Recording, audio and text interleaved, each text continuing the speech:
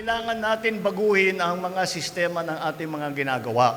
Hindi na maari yung ginagawa natin noon dahil naiiwanan po tayo ng ibang bansa.